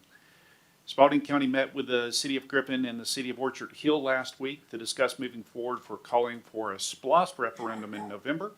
As discussed by this board, the plan is to place only needed items on the SPLOST. The majority of the items listed are to continue our work for transportation specifically. The resurfacing of roads is defined by the most recent roadwork assessment survey that was performed last summer. Finally, I would like to introduce the newest member of our team, Miss Lynn Carter, who is joining us as our Deputy County Clerk. Ms. Carter brings a wealth. Yeah, please do. Ms. Carter brings a wealth of experience to this role, having served communities in Sonoa and Molina, along with extensive work as a paralegal supporting several law firms and in-house counsel for Henry County. We won't hold it against you. I know, right? Ms. Carter is also recognized as a master clerk in the state of Georgia, an achievement that reflects her completion of advanced professional training through the Carl Vinson Institute of Government and the Association of County Commissioners of Georgia. This designates and is a designation, and it signifies a high level of experience in administration, records management, ethics, and public service, and it demonstrates Ms. Carter's commitment to excellence in local government operations. Throughout her career, Ms. Carter has built a strong reputation for professionalism, attention to detail, and a deep understanding of government administration. Her background in both municipal and legal environments position her to be an immediate asset to our office and to the citizens that we serve. We're excited to welcome Ms. Carter to our team, and we look forward to the leadership, knowledge, and dedication she brings to Spalding County. So thank you for being here. Thank you for being a part of the team. Right. Mr. Chair, that's all of my update this evening. Thank you. Deputy County Manager? Yes, sir. I'll just make it short and sweet. I too am very, very happy to have Miss Lynn here in Spalding County. We are very Get in that glad microphone. to have her. We got a mic over Do there. I need a mic? Yeah, for people at home. We can hear you, but they can't. I was just gonna say, I too am very glad to have Miss Lynn aboard Spalding County. Welcome. And just wanted to remind the residents of Spalding County that tomorrow is primary election day. You gotta make your voice be heard. And also, the Spalding County will be hosting community town halls. More information to come about that throughout the summer. And that's all I have, Mr. Chair. Thank you. Citizen engagement, Dr. Burks? Okay. Stephanie, anything from you? All right. Commissioner Watts? Okay, first I want to thank Bob Dole and congratulate him.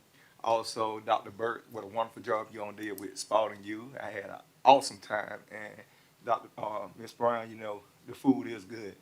And so I also want to thank Heather Goforth and being able to go out with them and work with them. I mean, it was an awesome experience, and to see how community really works. That's what community is all about, helping your neighbors. That's what I preach all day, getting together, helping each other. I should have said this before when I second that motion, the table. But please, with the heritage part, make your voice heard. Let us know what you want this name, because I'm getting calls from one set of the community. I'm getting another call from another set of the community. So it's like, for us to know, we want to do this right. That's right. We want to preserve that history.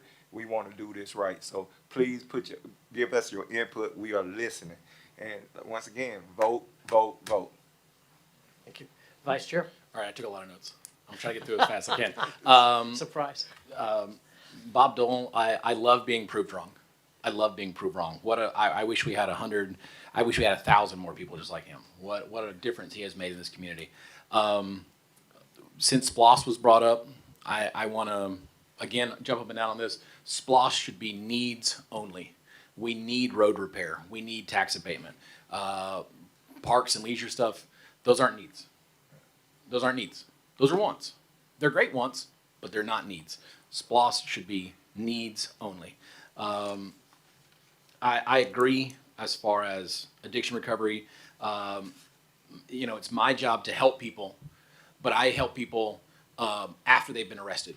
And that's mostly what my job is to find people or get clients that have been arrested with drug addiction issues and mental health issues, and then to get them to help.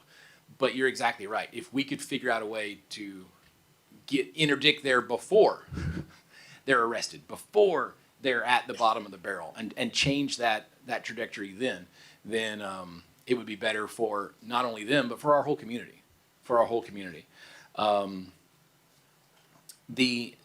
A comment was made. We need a system in place to make sure that we're giving fair market value for these eminent domains.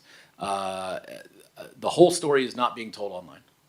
Okay, can't get into specific properties, but we can say that not only are appraisals happening, not only are independent appraisals happening, but we negotiate for that, not only what that fair market value is, but we go above and beyond that.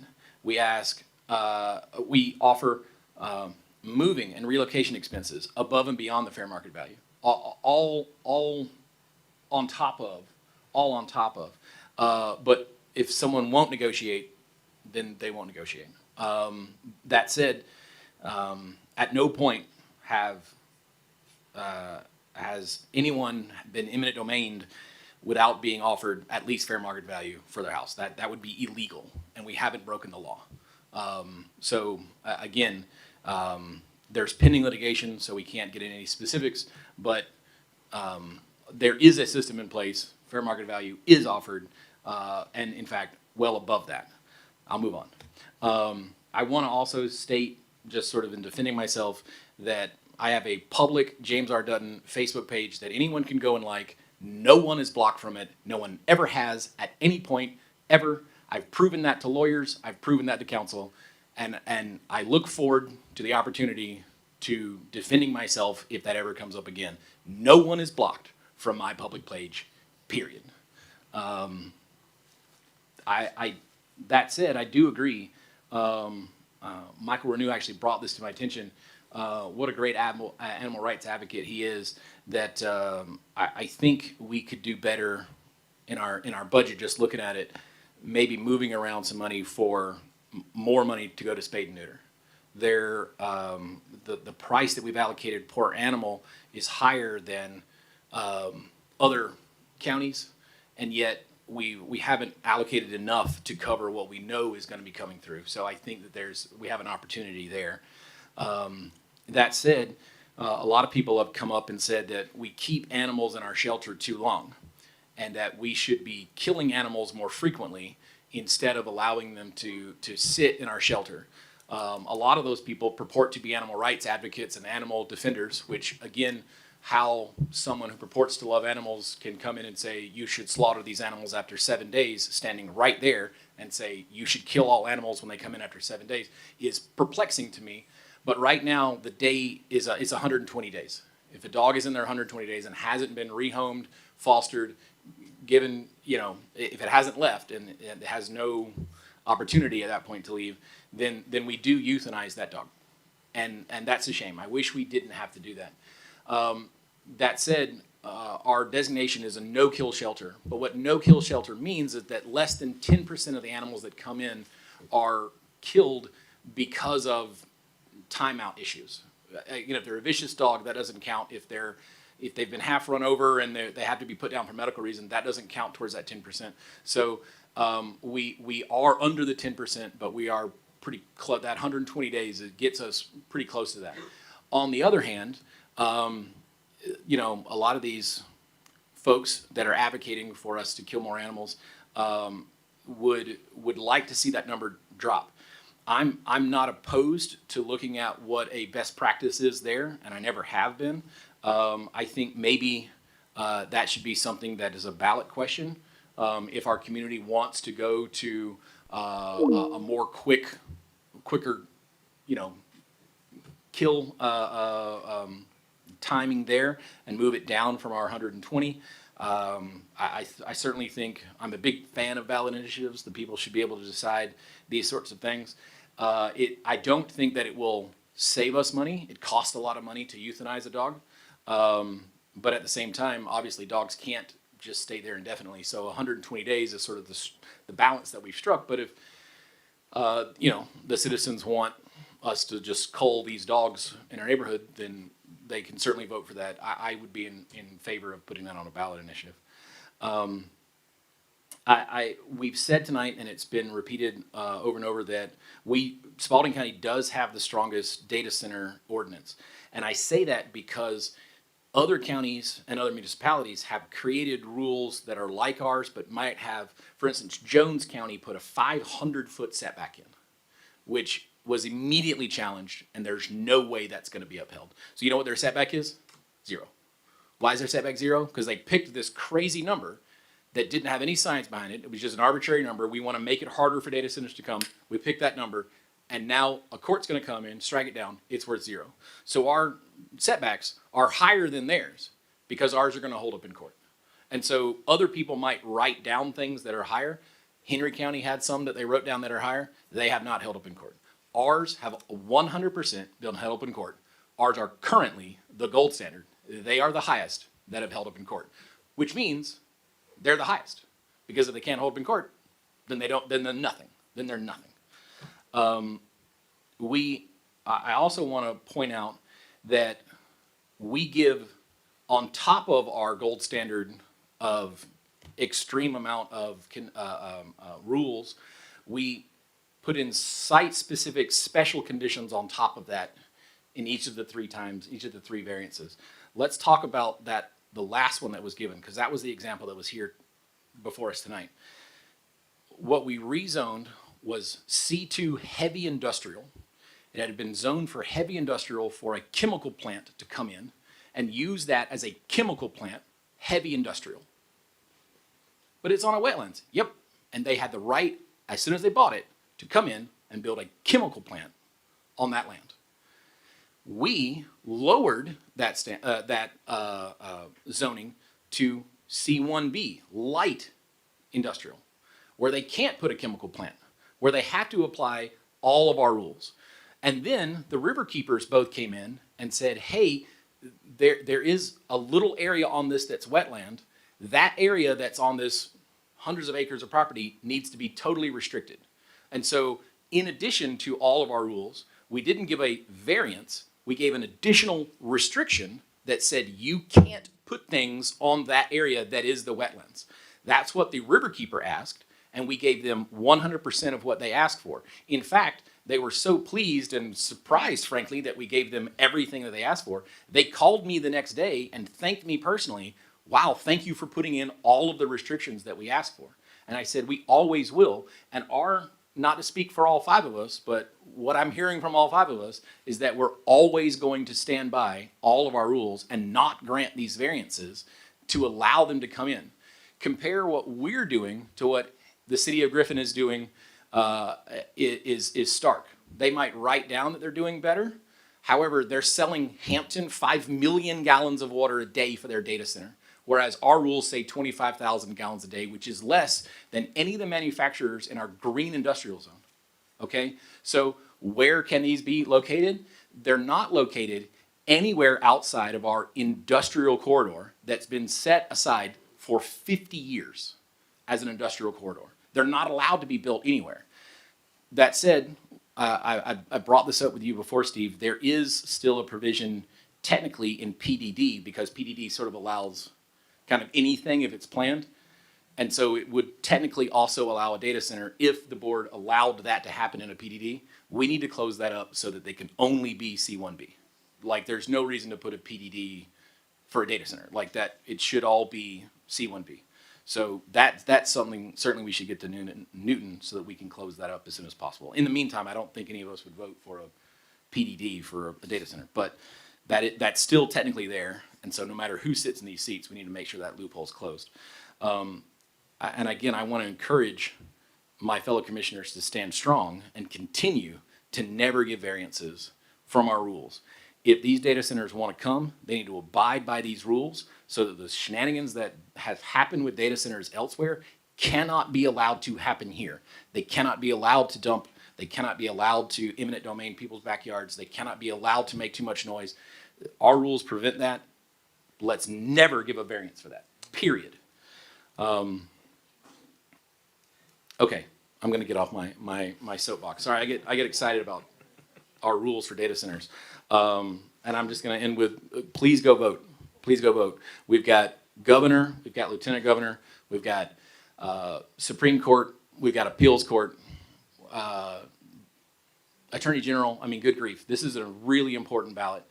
Spalding County's voter turnout was 12.5% in early voting. 12.5%. Okay? All right. That means 87.5% haven't voted yet. We can do better than that. We can do better than that. This stuff matters. Please, please, please go vote 7 to 7 tomorrow. All right. Thank you, Vice Chair. Kind of make it short. It's just that's as short as I can get it.